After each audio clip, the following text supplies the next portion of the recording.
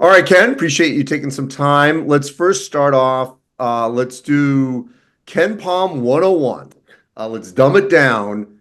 How is your algorithm formed? So it basically the purpose of it is to figure out first like a team's offensive and defensive ability. So we look at the points per possession that a team scores on average for the season and the points per possession they allow, and adjust that for quality of competition, when the games were played. So more recent games get more weight, and there's a few other like very minor adjustments, but those are the main things. And out after that, we get a rating for offense, rating for defense, and the difference in those ratings is how I rate the teams overall. So the better your offense, the better your defense. There's going to be a bigger difference in those. You're going to have a better rating, obviously. So that's how it works in general.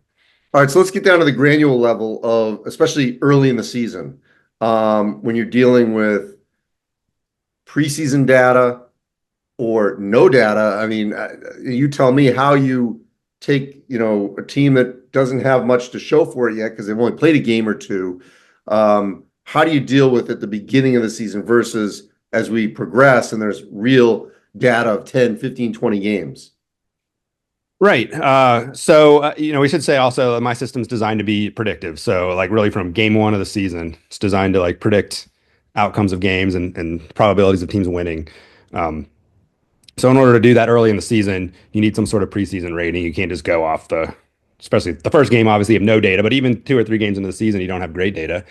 And so, I do have preseason ratings that populate all the teams to start the season.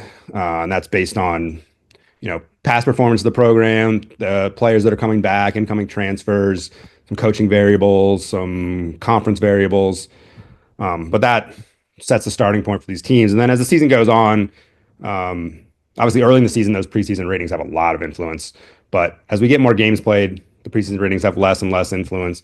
And by the end of the season, they have no influence, with some minor exceptions for teams that don't play enough games. So it's like after 27 games, the preseason ratings go away. If you're a team that hasn't played 27 games against D1 competition, which sometimes happens for especially teams in lower leagues who are playing some non D1s to fill out their schedule, then there still is a very small influence of the preseason rating. How much during the season are there any tweaks or adjustments uh, to the algorithm or to the actual rankings? Yeah, during the season, there's no adjustments. Yeah, we start the season with one formula, and it runs through the entire season. And really, from year to year, there's hardly any adjustments. This year, I did make an adjustment where I'm using.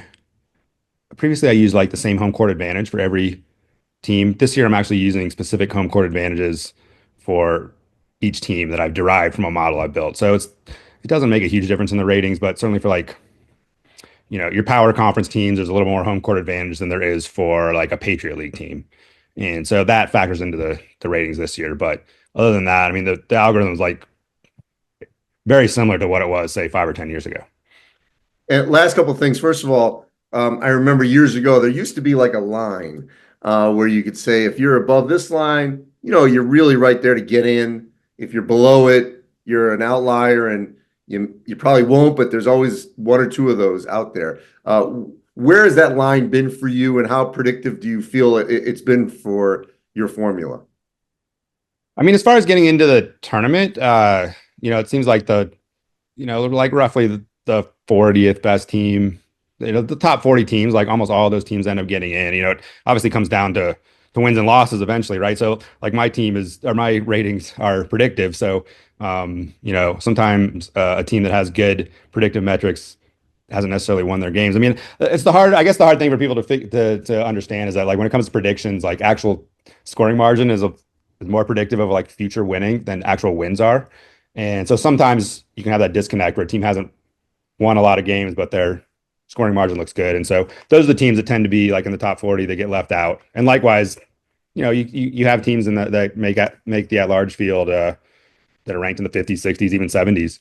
And it's because they've won a lot of their close games and their resume looks better than their predictive measures do. All right, last thing for you. I'm just curious, just the physical aspect of how it is inputted. Automated versus you literally putting in the data? How does that work? Yeah, it's all automated. So I subscribe to a service that sends me box score information after the game's end, and I just have some code that I've written. I've been running my site for 20 years, Andy. In the beginning, it was a lot of it was manual, and now almost all of it's automated, and it's just been a long process. But basically, once new box scores come in each night, the ratings recompute. So it's a pretty fast process, and sometimes there are errors. Like sometimes you get a bad box score, but usually I catch it, or a coach or somebody who's using my site catches it, or somebody in the media catches it. Um, so there shouldn't be, certainly with the ratings themselves, uh, errors regarding the inputs. Awesome. Well, we love it, and we appreciate you just sort of taking your time here to break it down for us. Yeah, thanks, Andy. I appreciate having the opportunity.